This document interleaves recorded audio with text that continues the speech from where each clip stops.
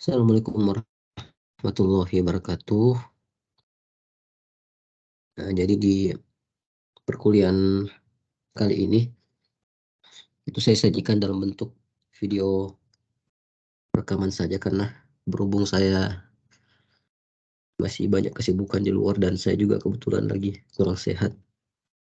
Jadi apa boleh buat saya buat video recordnya saja. Baik, jadi yang akan kita bahas pada pertemuan hari ini adalah tentang hukum Biot-Savart, hukum Faraday, di mana secara garis besar dia bercerita tentang adanya medan magnet di sekitar kawat berarus. Nah, ini kan sudah kita pelajari di bangku SMP dulu, SMA, bahwa di sekitar kawat berarus itu ada medan magnet. Kemudian perlu kita pahami juga bahwa dari sudut sifat dari kuantitas arusnya terhadap waktu, kuantitasnya terhadap waktu, medan magnet itu kan ada dua, ada yang statis, ada yang dinamis. Nah, kalau dia nilainya tidak berubah sepanjang waktu, maka dia dikatakan medan magnet statis. Kalau dia berubah terhadap waktu, dia katakan medan magnet dinamis. Yang akan kita pelajari pada pertemuan hari ini adalah medan magnet statis yang timbul akibat kawat berarus. Nah, jadi medan magnet dinamis, maaf, medan magnet statis itu ditimbulkan oleh arus yang statis juga, atau nilainya statis.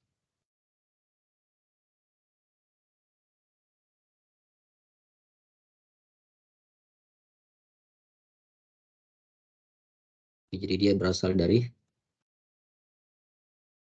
arus statis.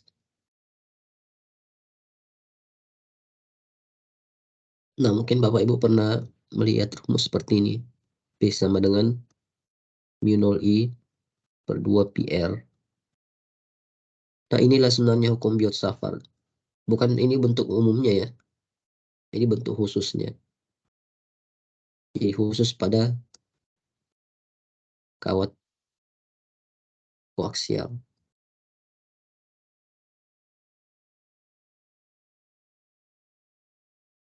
Khusus pada kawat koaksial.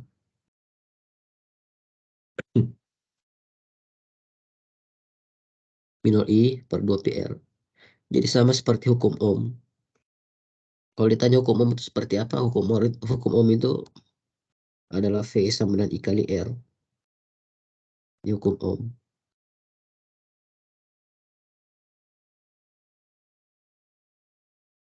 Kalau ini hukum Savart.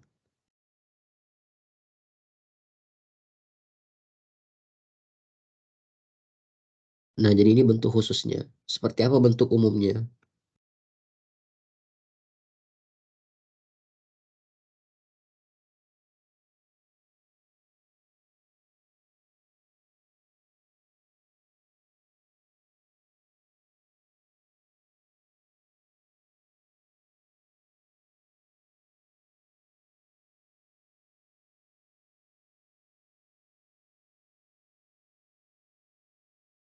Nah, jadi saya ini dulu yang baru masuk ini, saya nggak maksa masuk karena nanti rencananya saya mau jadikan aja ini record.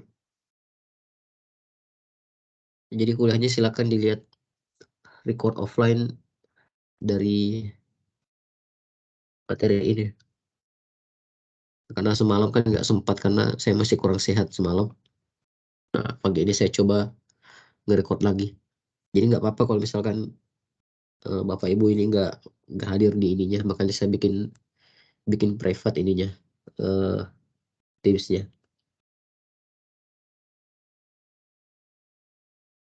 Oke, kita lanjut. Nah, bentuk umum dari persamaan Biot-Savart itu bisa kita lihat di buku. Nah, ini bentuk umumnya.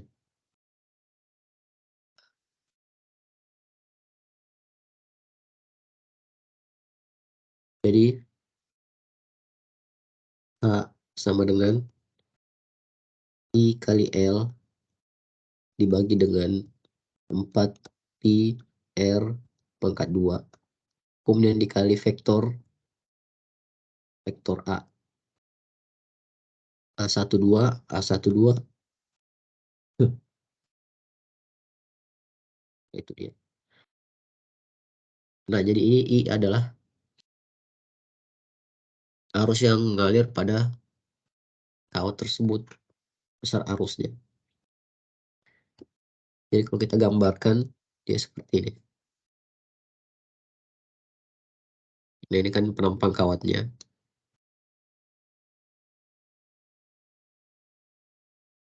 Nah, kemudian kita tanyain, pada jarak sekian, berapakah, nah ini H-nya ya. Nah, itu harus kita bedakan dulu. Bedanya apa H dan B. Karena kalau di rumus yang awal saya tunjukkan tadi kan itu B, terus yang di bawah sini H. Nah, itu kan saya sudah pernah jelaskan di pertemuan pertama kemarin.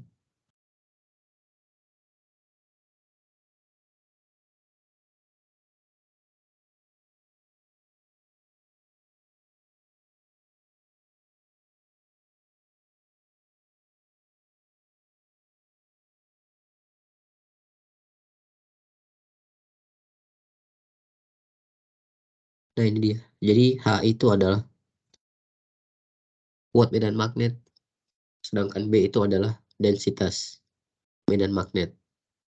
H itu satuannya ampere per meter, sedangkan B itu satuannya Weber per meter persegi. Atau bisa juga orang, kalau yang sekarang itu notasinya udah berubah jadi Tesla, SI-nya udah menggunakan Tesla. Atau bisa juga Gauss. Jadi Tesla, Gauss, dan Weber per meter itu adalah satuan dari densitas medan magnet. Nah, cuma kan di keseharian kita biasanya yang dikenali itu B adalah kuat medan magnet. Padahal B itu bukan satuan dari kuat medan magnet, itu densitas medan magnet. Ini ada per meter persegi. Jadi sudah biasa ya. Kalau kita ada satuan per meter persegi itu sudah pasti densitas.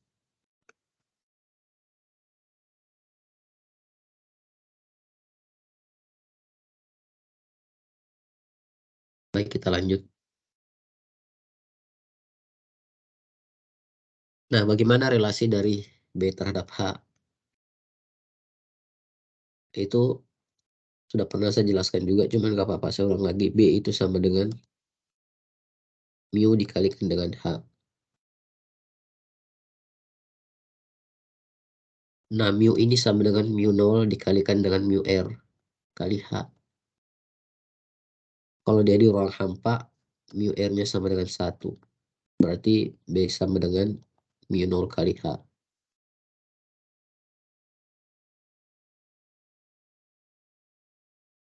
Nah, dari sini sebenarnya kita bisa banyak bercerita ya Bapak Ibu. Contoh misalkan ada kawat berarus, maka di sekitarnya pasti ada, misalkan pada jarak ini di titik P, itu kan ada kuat medan magnet sebesar H yang bisa kita cari dengan rumus ini. Nah, karena H itu ada di belakang vektor, maka di rumus aslinya itu ada kuantitas vektor di sini. Karena kalau cuma ininya saja kita cari, maka yang kita dapatkan adalah bilangan skalar. Nah, sementara H itu kan bilangan vektor, berarti kita harus gambarkan, kita harus ada kuantitas satu lagi yang menerangkan arah dari kuantitas ini. Nah, arahnya kemana? Ya tegak lurus dari kawat ini.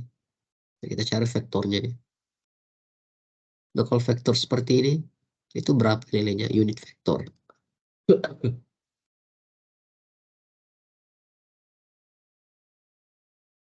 Nah, itu kan sudah kita pernah pelajari di awal pertemuan. Gimana cara menebak vektor yang panjangnya seperti ini. Jadi harus kita tahu dulu kalau unit vektor itu magnitudenya itu sama dengan 1.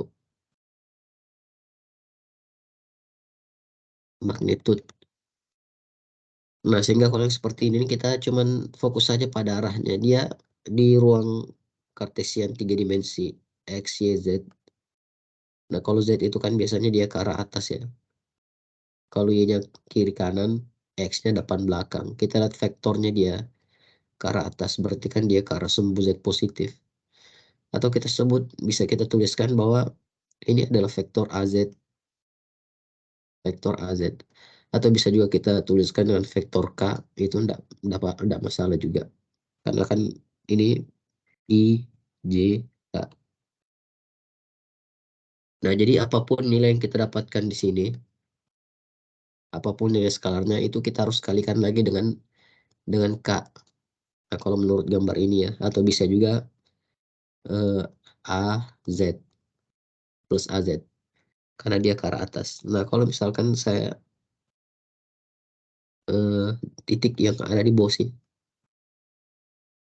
nah itu kan kok AY AZ ya, minus AZ, karena dia ke arah bawah. Nah, jadi seperti itu. Kalau kita ingin menuliskan notasi vektor dari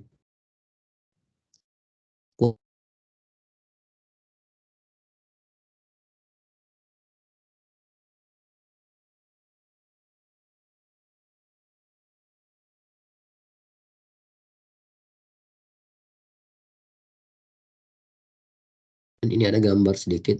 Nah, ini adalah penampang atas dari kawat berarus. Jadi dia punya garis kuat medan magnet itu melingkar ya di sekitar pengantar.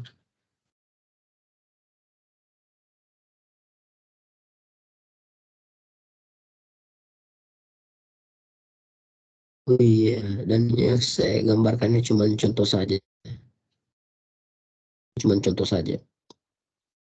karena kataannya.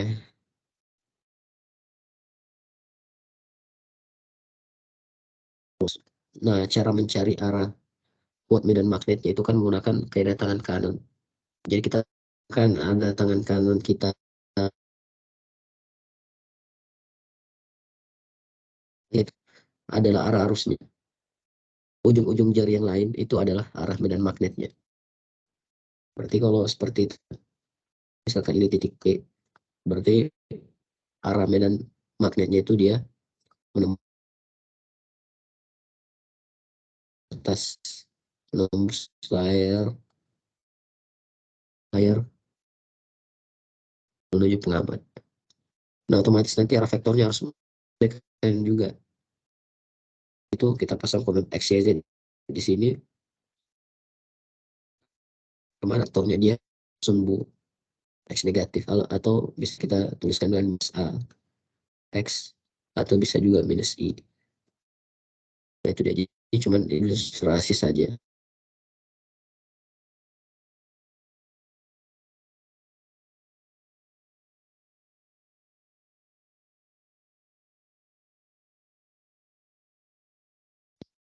Baik, kita lanjut lagi. Nah, jadi rumus yang ada di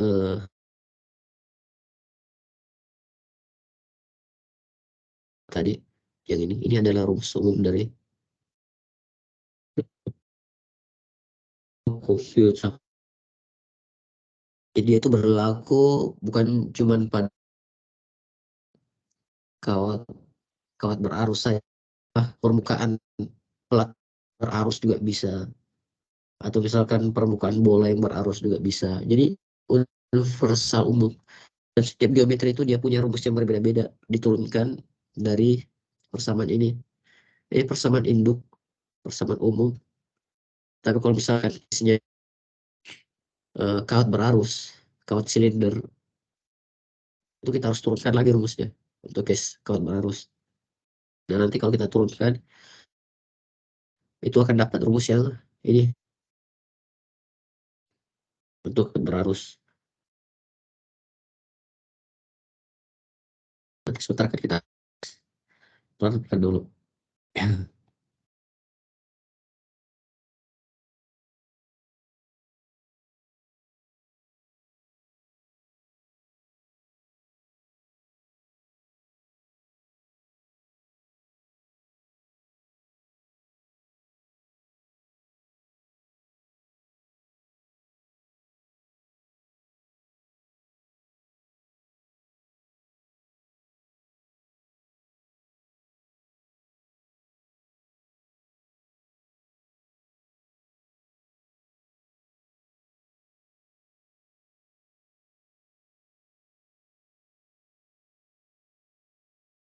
Nah, ini ada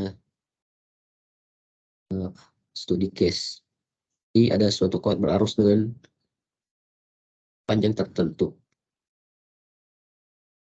Nah, kalau kita misalkan disuruh mengukur berapakah kuat medan magnet pada titik ini, poin 2,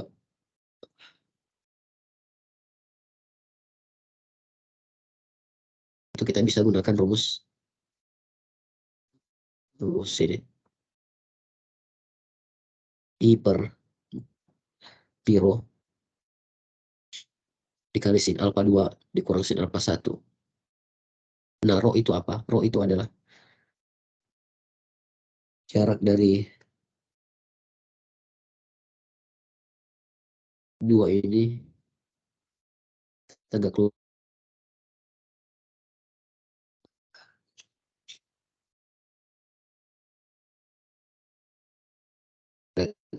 tegak lurus terhadap turunnya. Nah, sudut alfa 1 itu oleh titik ini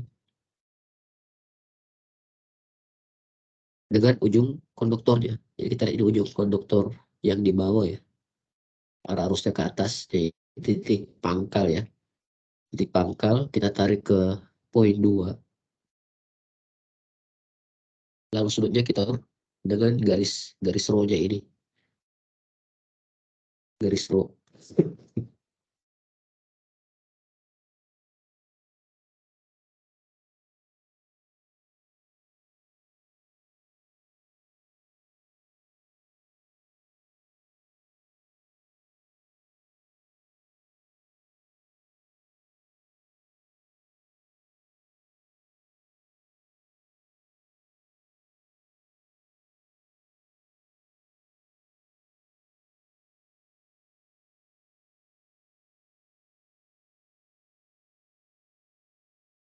Nah, kemudian untuk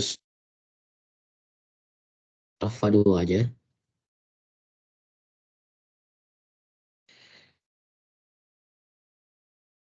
ujung dari konduktornya dengan titik titik poin 2 ini terhadap garis row ini A2-nya. Ini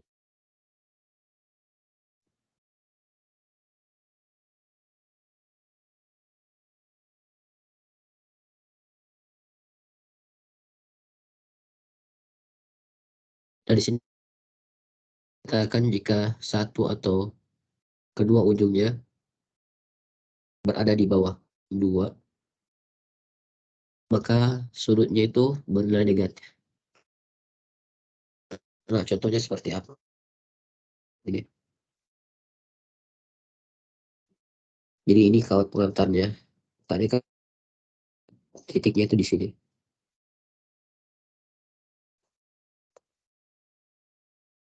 Atau konduktornya di atas titik titik P. Tadi kan ada sudutnya. Ini alfa 1. Nah, terus ini adalah alfa 2.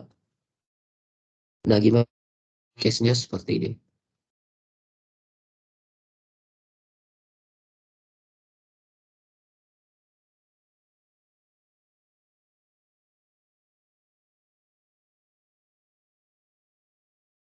Titik P-nya di atas ini.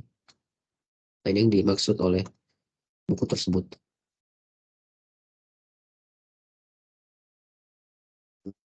Nah, ini kan adalah rho-nya. Terus di mana alfa satunya? Alfa satunya di sini. Alfa. Nah, berapa?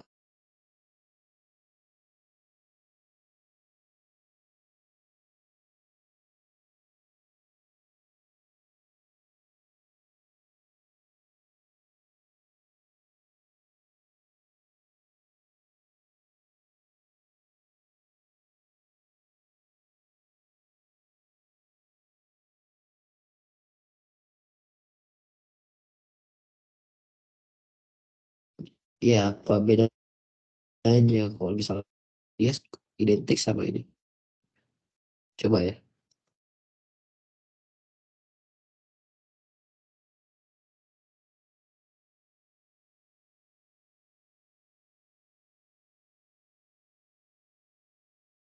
Ini kan saya putar atas.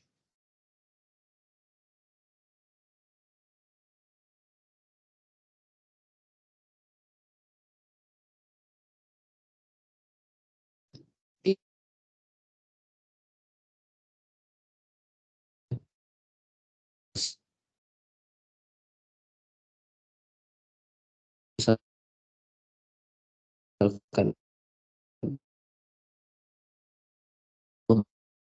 kayak apa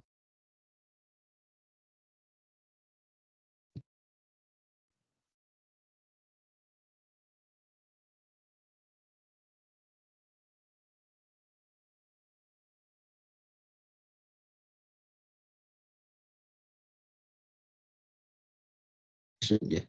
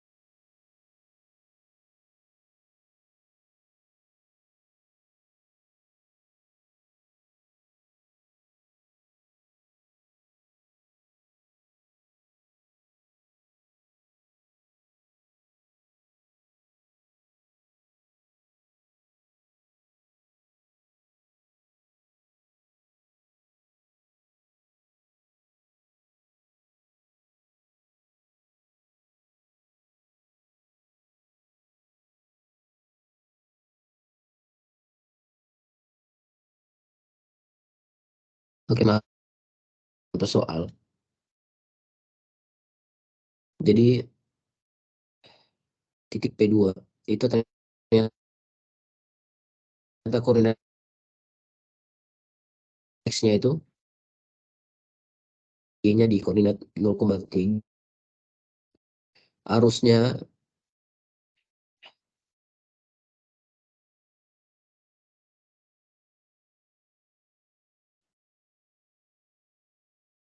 Nah, kita disuruh mencari berapakah kuat medan magnetik titik 2 ini. Ya kita gunakan rumus yang ada di sini.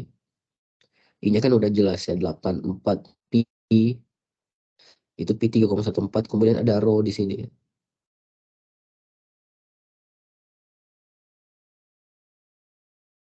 Nah, bagaimana dengan rho-nya? Ya kita lihat. Nah, rho ini perhatikan adalah jarak dari jarak titik 2 ini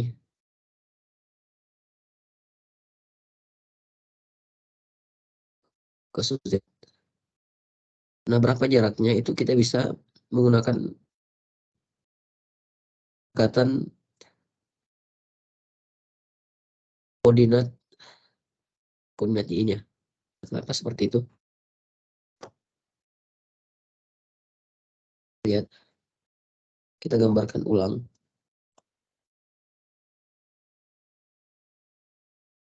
Posisi hanya kan di sini.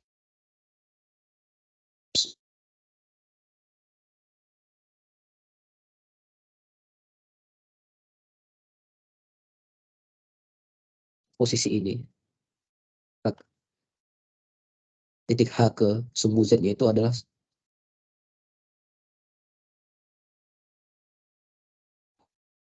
koordinat H ya, titik P. Sementara koordinat sama dengan 0 kali sin 53,1. Kemudian ini adalah satu adalah A1 X-nya.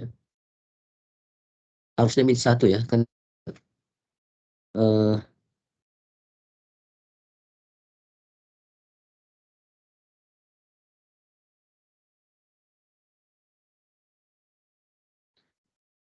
di sini salah salah ini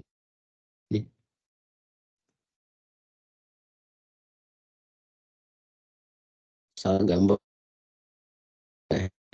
Nah, ini dia. Oke, jadi di sini katanya ada kaut berarus tapi tekuk dia. Jadi tekuk di 0,0 X 0 Y 0 Z 0 di sini. Tekuknya di sini. 8 ampere. Kemudian titik P2-nya di sini. Nah, apa yang terjadi? Titik P2 di sini akan mendapat arus yang ada di sini dan yang ada di sini.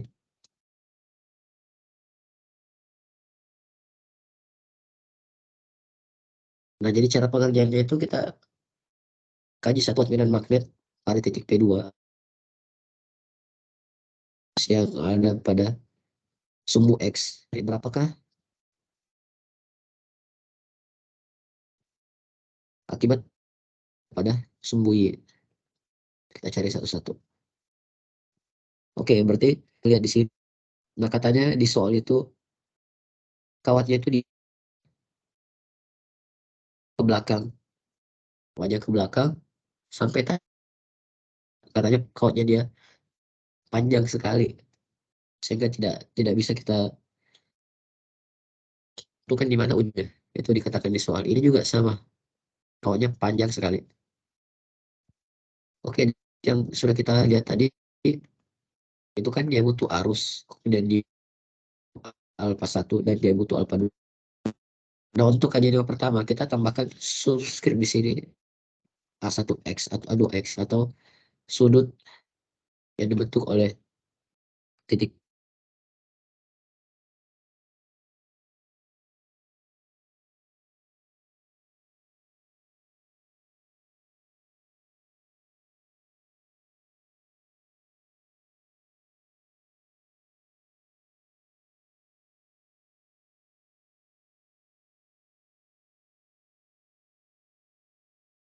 X-nya dia berada di atas titik P2. Artinya sudut yang dibentuk nanti akan positif. Ini ada dari sini ke sini. Nah, berapa ke sudut ini? Kita pakai trigonometri. Jadi kita bisa pakai tangan alfa 2x sama dengan yang tegak lurus per datarnya, atau alfa 2x sama dengan tangan minus 1. Berapa nilai di sini? Itu kan 0,4. Terus ini 0,3 per 0,3. Kita di buku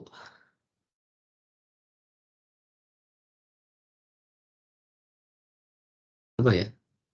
Dapatnya 53,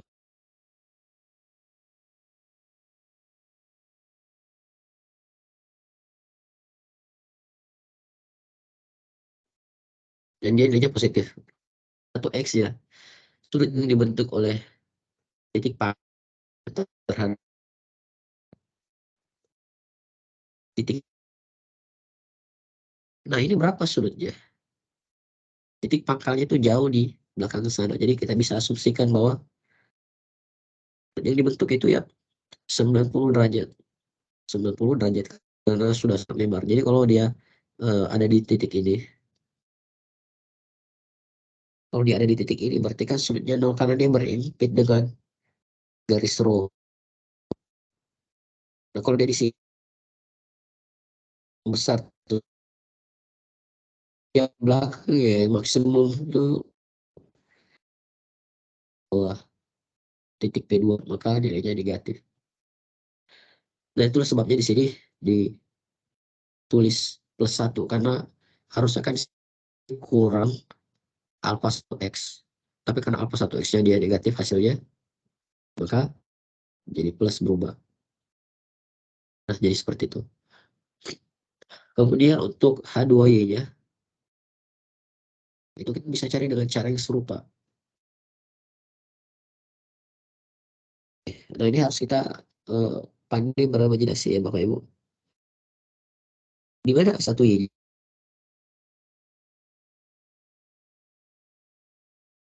Tidak. Di ujung sini kelihatan. Bisa kita pastikan bahwa H2-nya itu pasti dia sudutnya 90 derajat. Tapi kita belum tahu nih plus apa minus. Mau fokus di alfa juga.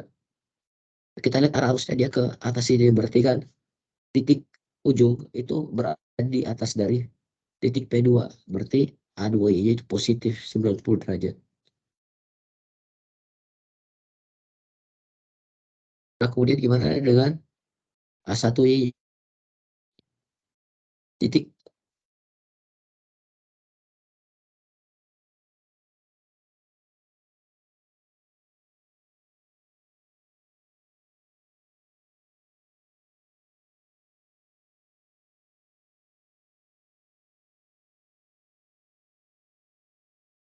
Kalau A1X-nya, A1Y-nya itu pasti negatif.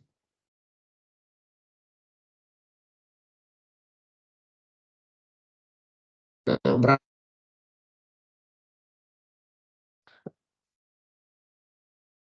Eh,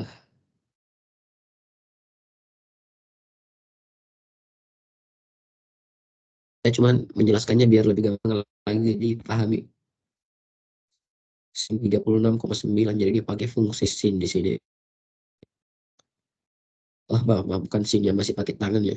Minus tangan minus 1,3 per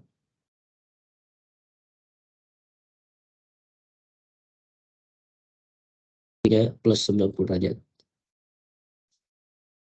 Nah, terus kita kalikan dengan minus AZ. Nah, coba kita lihat di H2X-nya. Kenapa dia dikali dengan eh, minus AZ juga? Itu sebelumnya bahwa dalam menulis kuantitas kuat medan magnet, aslinya itu dia harus ada vektornya. Karena dia kan besaran vektor. Jadi kita harus tuliskan juga vektornya. Nah, di sini cuman baru kita dapatkan nilai skalarnya. Nah, gimana dengan nilai vektornya? Gimana dengan besar vektornya?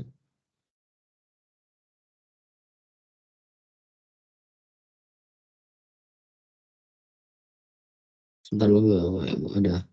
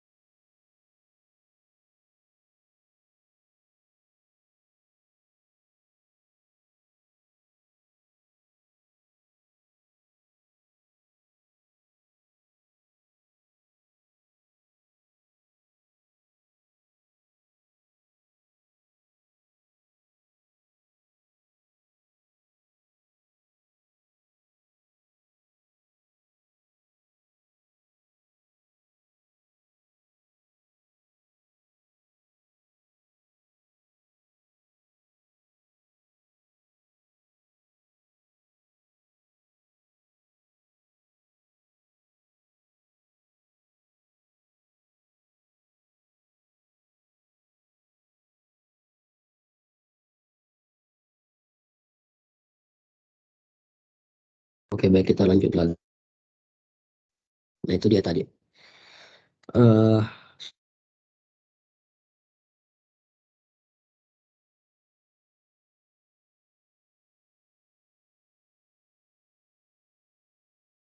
oke, jadi gimana kita tentukan arah vektornya?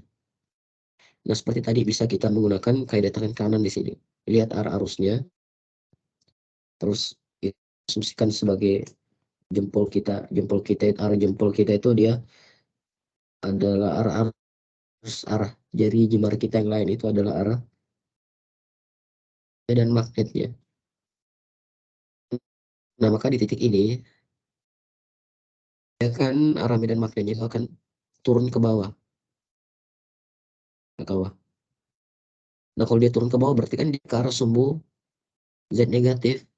Nah, makanya di sini dikalikan dengan minus AZ. Dikalikan dengan minus AZ. Nah, seperti itu pula di medan akibat arus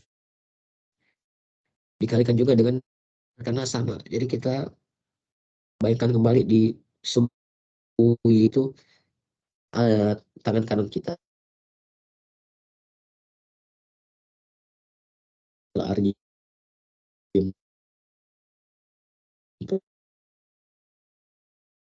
turun ke bawah.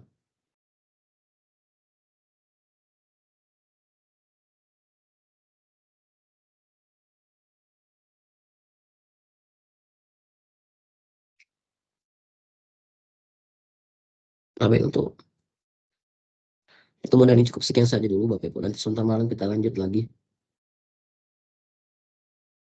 Dan sama sistemnya, kalau misalkan